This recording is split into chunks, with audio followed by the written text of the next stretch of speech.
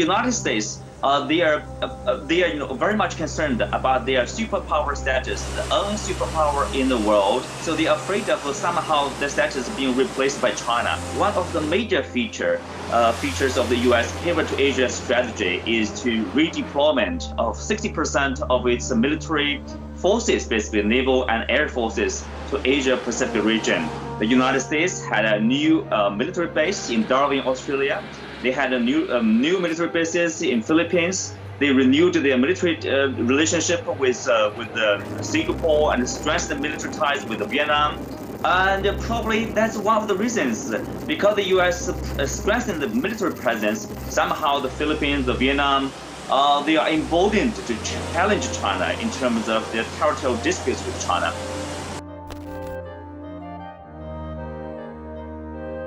This video is going to be a little bit different, because in this video we are going to raise many why questions. Why this particular event is taking place? Why this event is taking place right now?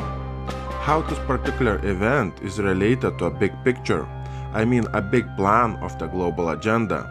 I want to start with the YouTube. I am pretty sure that most of you already know that there is something wrong with YouTube. Recently, YouTube has updated its algorithm, which has more than 1 million lines of code.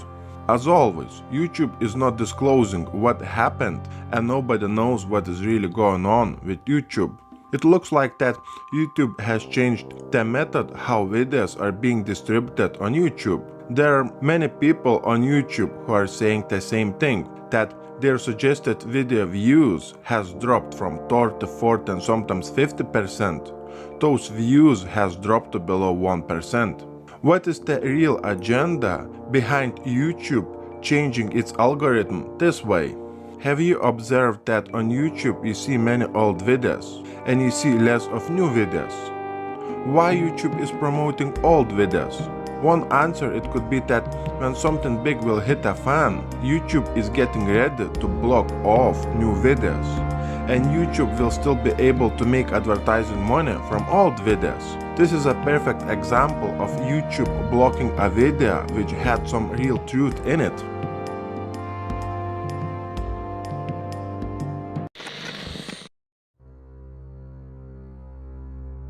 When we had multiple earthquakes shaking the ground not far from California, and one particular earthquake was not far from the San Andreas fault line, I wonder why they are training to invade California. This training clearly shows that these soldiers are training to invade California. Are they preparing for a big earthquake to hit California? The earthquake hitting California, it could be the perfect scenario to establish martial law before or after the dollar collapse. When I say dollar collapse, I mean countries like China, Japan, Russia, Iran, Saudi Arabia and many other countries will stop using dollar officially as a currency for international trade. This break away from using the dollar will happen in a single day out of nowhere. Just keep in mind that when the dollar will collapse, the most important thing will be not gold, not silver, but the number of missiles in the nation's arsenal.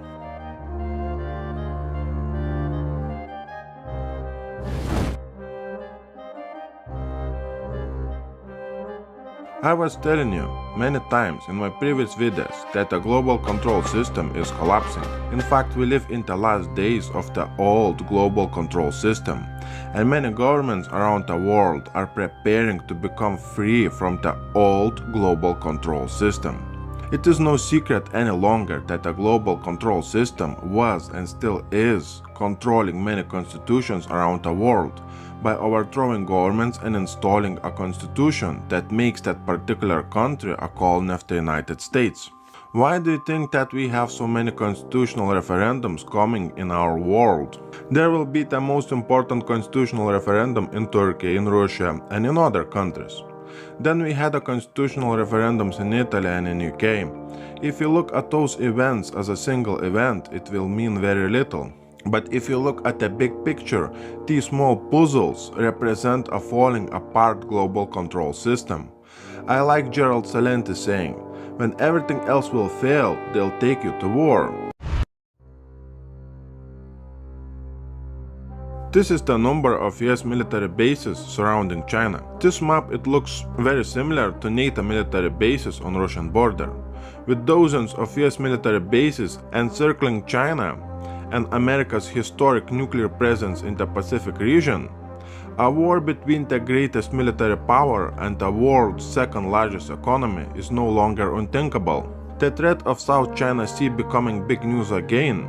The media is beating the drums of war as the world is being primed to regard China as a new enemy.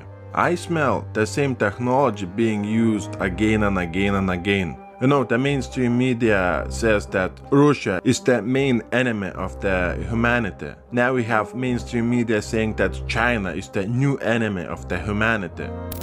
China has been accused of fresh aggression in the South China Sea, this time by an influential American think tank, the Center for Strategic and International Studies. Let's now get more from RT's Emily Sue. Hi there, Emily. Well, give us more details on this dispute.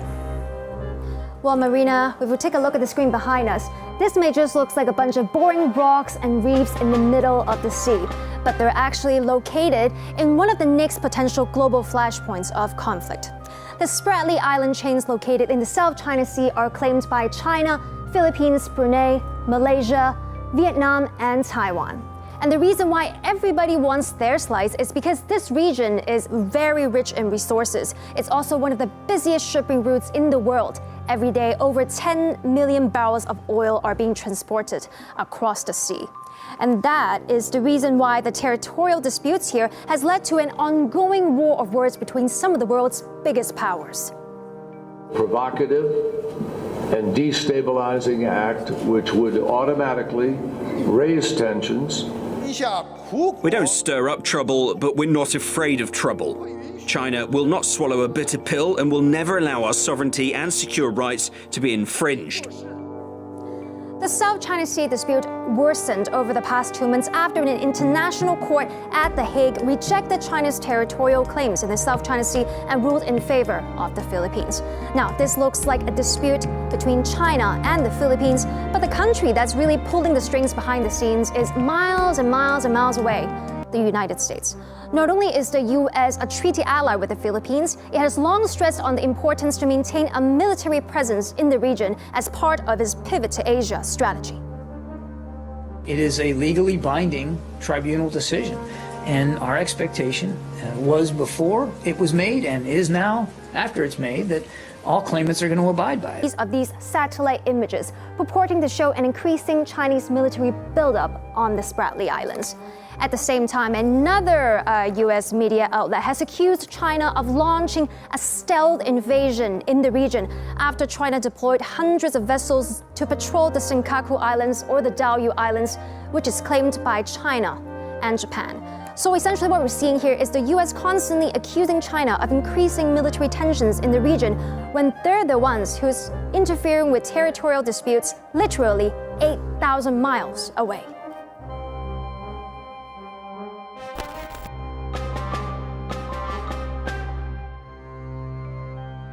South Korea has plunged into a political scandal that has engulfed the presidency of Park Geun-hye, as we've seen millions of protesters taking to the streets of South Korea. Lawmakers in South Korea have voted to impeach the president by a vote of 234 to 56, taking away her executive powers. A court will now decide whether she should be kicked out of the office. Why we have this event taking place in South Korea? The perfect example was Ukraine. Exactly the same thing happened in Ukraine. On top of that, the same technology was used to remove from power the president of Korea and to remove from power the president of Ukraine. My point is that when the president in Ukraine was removed, immediately after that event, what happened in Ukraine? The military conflict has started. When we had 40 million Russians taking part in a massive exercise, roughly at the same time we had many governments in Europe telling to its citizens to prepare for something big, but those government officials would not tell us what is coming. Now we have a government in Sweden telling to its citizens to prepare for possible war. The Swedish government has told authorities to prepare civil defense infrastructure and procedures for possible war. The move was prompted by Sweden's return to the Cold War era total defense strategy. The instruction to ramp up preparedness for an armed conflict was sent to the security chiefs by the Civil Contingencies Agency, an authority operating under the Defense Ministry and tasked with civil protection, public safety, emergency management, and civil defense.